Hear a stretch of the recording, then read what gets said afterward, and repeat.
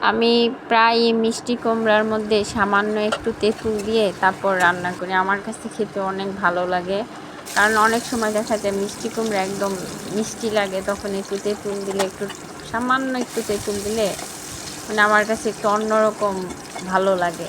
এখানে পেঁয়াজ রসুন দিয়ে ভেজে নিয়ে এই দেখেন আমার পেঁয়াজ রসুন পুড়ে গেছে, কারণ আমি এত তাড়াহুড়া করে রান্না করি।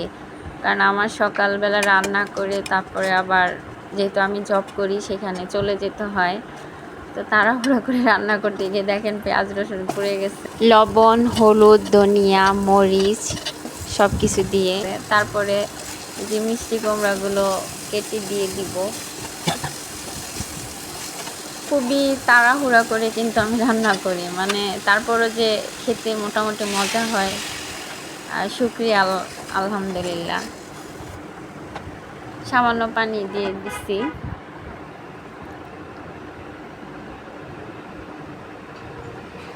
এবার যখন মিষ্টি কুমড়াটা মোটামুটি সিদ্ধ হয়ে আসবে, তখনই সামান্য একটু তেঁতুল দিয়ে দিব।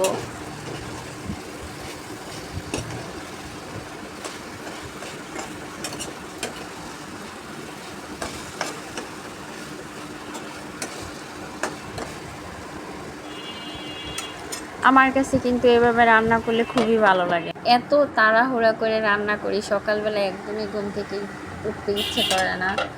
সেই সকালে উঠে রান্না বান্না করা, তারপরও রান্না করি, কিন্তু আমার কাছে খেতে ভালো লাগে। জানি না আপনাদের কাছে কেমন লাগবে, রান্না করে দেখতে পারেন।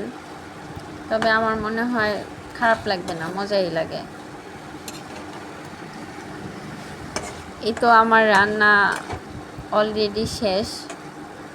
সেভাবে আমি আসলে দেখাতে পারিনি যা সুন্দর করে, কারণ আমার তো আবার দ্রুত রান্না করে চলে যেতে হবে, সেই জন্য তাড়াহুড়া করতেছিলাম। এই তো অলরেডি রান্না শেষ। আপনারাও দেখতে পারেন মিষ্টি কুমড়া রান্নার সময় একটু তেঁতুল দিয়ে কেমন লাগে। মনে হয় না খুব বেশি খারাপ লাগবে। আমি আসলে প্রায় মিষ্টি কুমড়া খাওয়ার জন্য চেষ্টা করি, কারণ বাচ্চাদের মিষ্টি কুমড়া খাওয়াতে হয়, কারণ মিষ্টি কুমড়ার মধ্যে যেহেতু প্রচুর পরিমাণ ভিটামিন এ আছে। এখন দেখা যায় যে বাচ্চাদের চোখের সমস্যা অনেক দেখা যাচ্ছে, প্রায় ছোট ছোট বাচ্চারা চশমা পড়তেছে। তো আমি প্রায় চেষ্টা করি মিষ্টি কুমড়া খেতে আমার বাচ্চাকে খাওয়ানোর জন্য। তো সবাই ট্রাই করতে পারেন। ধন্যবাদ।